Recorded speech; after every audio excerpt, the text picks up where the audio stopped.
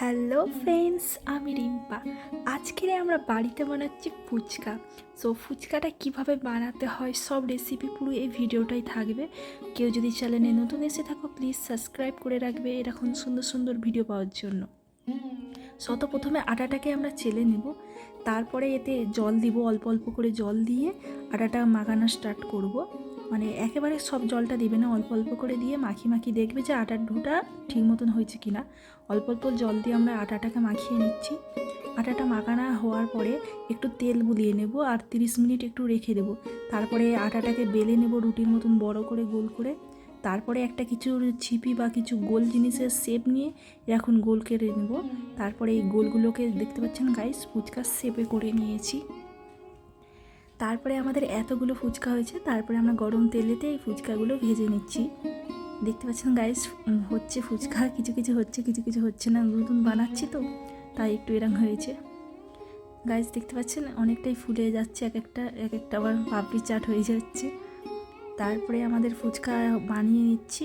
তারপরে আমরা আলু সিদ্ধ করতে দিয়েছিলাম, আলুটাকে প্রথমে ম্যাশ করে নেব। দেখতে পাচ্ছেন আলুটাকে। তারপরে ওর মধ্যে পেঁয়াজ, ধনেপাতা, কাঁচা লঙ্কা, লেবু সব দিয়ে দিলাম, টেস্ট হবে চাই। লেবুর রসও নিগড়ে দিলাম, আরও সুন্দর হবে। তারপরে ছোলা, মশলা, জিরে ভাজা, ধনে গুঁড়ো, বিন নুন, তারপরে সাথে লাস্টে একটু তেঁতুল জল দিয়ে দিলাম, আলুটা আরও যাতে টেস্টি হয়।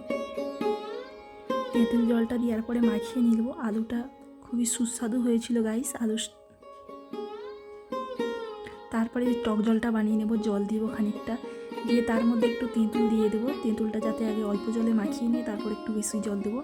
গাইস তেঁতুলটা মাখিয়ে নিচ্ছি। তারপরে একটু জল জিরা দিয়ে দেবো ওই তেঁতুল জলেতেই। তারপরে একটু বিন নুন দেবো, এমনি নুন দেবো, দিয়ে তারপর লেবুর রস দিয়েছি আর একটু ধনেপাতা দিয়ে দিয়েছিলাম আর একটু নুন দিয়ে দিয়েছিলাম সব কিছু। তারপরে আমাদের কমপ্লিট হয়ে গেছিলো আলু, জল আর ফুচকা।